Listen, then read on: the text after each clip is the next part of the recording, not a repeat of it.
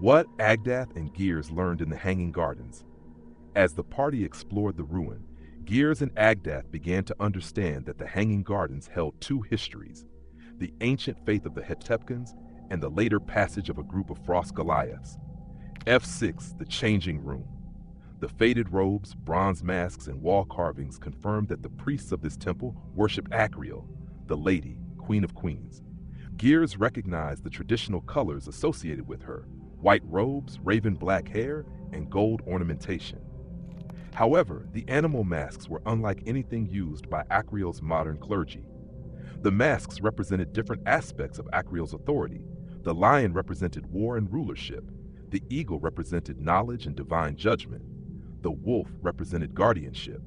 The serpent represented hidden wisdom. The jackal represented death and the preservation of noble bloodlines. The temple priests had not worshipped different gods. They had divided Akriel's authority into secret ceremonial roles performed by masked priests. The faith was unmistakably hers, but its practices already appeared strange and unsettling. F10, the Star Chart. The Star Chamber revealed that Akriel's golden crown had been placed at the center of the Hetepkan heavens. The serpent constellation Hefenris coiled around the crown, symbolizing hidden knowledge guarded for the nobility. The Hetepkans believed Akriel revealed her deepest truths only to rulers, royal families, and the highest-ranking priests. Agdath discovered a much newer marking carved beside one of the northern stars. It was a traditional Frost Goliath navigation symbol used by travelers coming south from the highlands. The inscription read, open quote, "We followed the crown star to the drowned temple," close quote. This proved that Agdath's people had not discovered the ruin by accident. They had deliberately traveled across Bethica to find this temple of Akriel.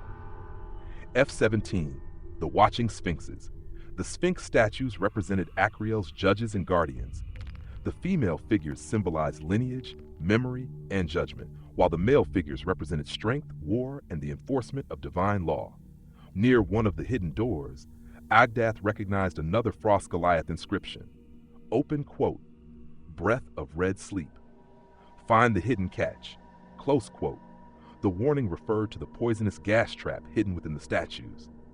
This showed that the Frost Goliaths had explored the temple thoroughly enough to understand its defenses. They had left warnings for others of their people who might follow them. Fresh disturbances around the statues also showed that the fleeing bandits had recently passed through the chamber. Their trail was new, while the Frost Goliath markings were generations old. Nothing suggested that the bandits understood the temple's religious history. F18, the Upper Gallery. The gallery revealed one of the darkest parts of the Hetepkan faith. The murals showed nobles fighting ritual battles, while priests and other rulers watched from above. The Hetepkans believed victory in these combats proved Akriel's favor. They used these battles to settle disputes, determine guilt, and enforce the authority of ruling families. Those denied an honorable opponent could instead be condemned to face the demonic creature depicted throughout the murals, the Crimson Adjudicator. Gearz understood that the Hetepkans had twisted Akriel's teachings concerning law and war. They treated strength and victory as proof of righteousness, rather than judging whether a ruler had acted wisely or justly. The gallery also contained clear signs that the bandit leader and his lieutenant had used the ruin as a hiding place. Their presence was recent and desperate. They were fugitives seeking shelter, not servants of the ancient temple or participants in the disappearance of any sacred relic. F19, the Mummification Chamber. The Mummification Chamber revealed how deeply the Hetepkan obsession with noble bloodlines had shaped their religion. The priests preserved the bodies of rulers, nobles, and senior clergy because they believed authority should continue beyond death. Their inscriptions claimed that preserving noble blood prevented power from passing into unworthy hands. Akriel's crown appeared above every embalming scene, showing that these rites were performed in her name. Beneath one Hetepkan inscription, Agdath found a later correction carved by Frost Goliath hands. Open quote, "Stone remembers. The dead must rest." Close quote. This revealed that the Frost Goliaths did not share the Hetepkan beliefs.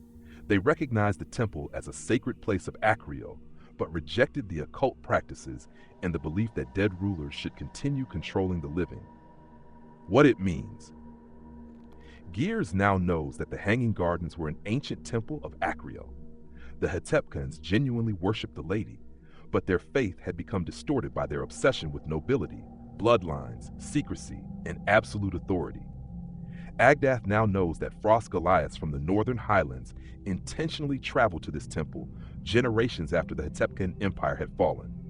They followed the Crown Star, explored the ruin, learned its dangers, and left behind corrections condemning its twisted practices.